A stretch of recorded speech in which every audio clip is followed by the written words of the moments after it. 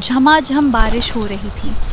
पीली चिड़िया के घोंसले में उसके दोनों मासूम बच्चे लीली और गोलू खिड़की से गिरती बूंदों को देख रहे थे। मम्मा, इस सुहावने मौसम में गर्मा गर्म पकौड़े खाने का बड़ा मन कर रहा है। आप कालू अंकल के ढाबे से पकौड़े ले आओ ना। हाँ मम्मा, मुझे तो करारे करारे पालक के पकौड़े खाने हैं। प्लीज जाओ ना मम्मा, हम सब मिलकर मजे से खाएंगे। बच्चों की बातें सुनकर पीली चिड़िया उदास हो गई। वो मन ही मन सोचने लगी, मेरे बच्चे कितने मासूम हैं। इन्हें क्या पता कि मेरे पास इस समय एक भी पैसा नहीं है। पर बच्चों का दिल भी तो नहीं दुखा सकती। क्यों ना कालू भाई के पास जाकर देखूं, शायद वो उधार दे दे। अच्छा मेरे प्यारे बच्चों, मैं अभी लेकर आती हूँ, लेकिन याद रखना, जब तक मैं वापस ना आऊँ घोंसले से बाहर मत निकलना। पीली चिड़िया उड़ती हुई कालू कौवे के ढाबे पर पहुंची, जहां गर्मा गर्म पकौड़े छन रहे थे।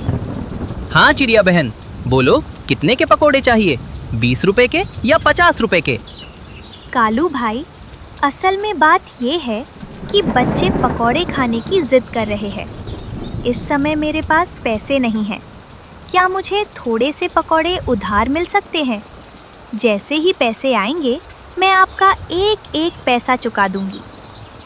वाह, आई है मुझे ज्ञान देने। चिड़िया बहन, सीधी सी बात सुन लो, यहाँ उधार उधार नहीं चलता।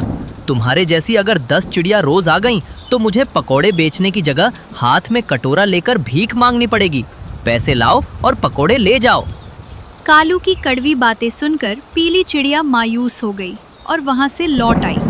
वो एक पेड़ के नीचे बैठकर रोने लगी। पेड़ के नीचे बैठी चिड़िया खुद से बात कर रही थी। मैं खाली हाथ घर कैसे जाऊं? बच्चे राह देख रहे होंगे। अगर पकौड़े नहीं मिले तो उनका दिल टूट जाएगा। क्यों ना एक बार मिट्ठू भैया और बंटी भैया के पास जाकर देखूं? पीली चिड़िया तुरंत मिट्ठू तोते के घर पहुंची। अरे चिड़िया बहन, इतनी तेज बारिश में तुम यहाँ? सब ठीक तो है ना? पीली चिड़िया ने रोते हुए अपनी सारी परेशानी मिट्ठू को बता दी। क्या करूं मिट्ठू भाई, बच्चों की जिद के आगे मजबूर हूँ। चिड़िया बहन, इसमें परेशान होने की क्या बात है? दोस्तों के काम दोस्त ही तो आएंगे। ये लो, ताज़ी हरी पालक और प्याज। मेरे घर में नमक और तेल खत्म हो गया है, तुम बंटी कबूतर के यहाँ से ले लो। और हाँ, पकौड़े बनने के बाद थोड़े से मेरे लिए भी बचाना। पीली चिड़िया की जान में जान आई। वो बंटी कबूतर के पास गई, जिसने खुशी खुशी उसे नमक और तेल दे दिया। सामान लेकर पीली चिड़िया अपने घोंसले की तरफ उड़ चली। घर पहुंचते ही बच्चों ने चिड़िया को खाली हाथ देखा। मम्मा, आपने इतनी देर कर दी और पकौड़े भी नहीं लाई? हाँ मम्मा, क्या हम ये कच्ची प्याज और पालक खाएंगे? हमने तो पकौड़े मांगे थे। मेरे प्यारे बच्चों, धीरज रखो। हम इसी सामान से खुद अपने हाथों से गर्मा गर्म और स्वादिष्ट पकौड़े बनाएंगे। चिड़िया पकौड़े बनाने की तैयारी करने लगी। कुछ ही देर में पूरे घोंसले में पकौड़ों की खुशबू महकने लगी। चिड़िया ने बच्चों को पकौड़े परोसे। वाह मम्मा, ये तो कालू अंकल के पकौड़ों से भी लाख गुना अच्छे हैं। मज़ा आ गया मम्मा, इतने स्वादिष्ट पकौड़े मैंने आज तक नहीं खाए। चिड़िया ने अपने वादे के मुताबिक मिट्ठू तोते और बंटी कबूतर को भी पकौड़े खिलाए। सब खा पी कर सो गए। अगले दिन लीली और गोलू जंगल में घूमने निकले और एक पेड़ के नीचे बैठ गए। यार, मम्मा के पकौड़े बहुत टेस्टी थे। मन करता है रोज ऐसे ही पकौड़े मिले। हाँ गोलू भाई, पर मम्मा के पास पैसे नहीं होते ना। काश हमारी मम्मा के पास बहुत सारे पैसे होते तो हम रोज नई नई चीजें खाते।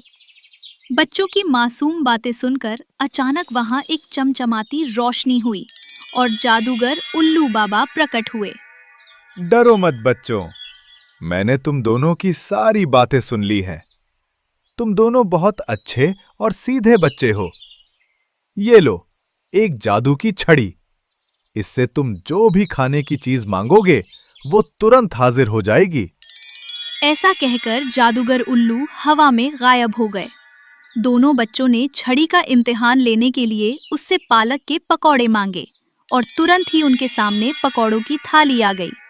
बच्चे खुशी खुशी छड़ी लेकर घर भागे और मम्मा को सारी बात बताई।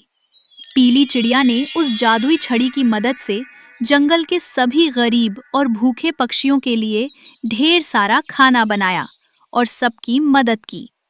धीरे धीरे इस जादुई छड़ी की बात पूरे जंगल में फैल गई और लालची कालू कौवे के कानों तक भी जा पहुंची।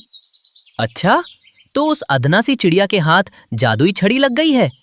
ऐसे तो मेरा ढाबा बंद हो जाएगा और वो जंगल की रानी बन जाएगी। मैं ऐसा कभी नहीं होने दूंगा। आज रात ही मैं उसके घोंसले से वो छड़ी चुरा लाऊंगा और फिर पूरे जंगल पर राज करूंगा। हा हा हा। रात होते ही कालू चुपके से चिड़िया के घोंसले में घुसा और छड़ी चुराकर भाग गया। जंगल के बीचों बीच जाकर उसने घमंड से छड़ी को हवा में लहराया। हे जादुई छड़ी, मुझे बहुत सारा सोना, चांदी और पैसा दे ताकि मैं इस जंगल का राजा बन सकूं। लेकिन लालची कालू को क्या पता था कि जादुई छड़ी सिर्फ नेक दिल लोगों की मदद करती है। छड़ी से धन दौलत निकलने के बजाय मोटे मोटे डंडे निकलने लगे और कालू कौवे की पिटाई शुरू हो गई। अरे बाप रे, बचाओ, कोई बचाओ! चिड़िया बहन, मुझे बचाओ, मुझसे गलती हो गई। कालू की चीख पुकार सुनकर पीली चिड़िया, मिट्ठू तोता और बंटी कबूतर वहां पहुंचे। चिड़िया के कहते ही जादुई छड़ी रुक गई। कालू दर्द से कराहते हुए चिड़िया के पैरों में गिर पड़ा। क्यों दुष्ट कौवे, आ गया मजा। चला था जंगल का राजा बनने। चिड़िया बहन, मुझे माफ कर दो। मैं लालच में अंधा हो गया था। मुझे अपने किए की सजा मिल गई है। कालू भाई, जीवन में कभी किसी चीज का लालच नहीं करना चाहिए। मेहनत और ईमानदारी से कमाया धन ही काम आता है, क्योंकि लालच एक बुरी बला है। कालू कौवे को अपनी गलती का एहसास हो चुका था। अब वो भी सबके साथ मिलजुल कर रहने लगा और पीली चिड़िया की सूझबूझ से पूरा जंगल खुशहाल हो गया। सीख: लालच का परिणाम हमेशा बुरा होता है। ईमानदारी और सच्चे दिल से की गई मेहनत हमेशा रंग ला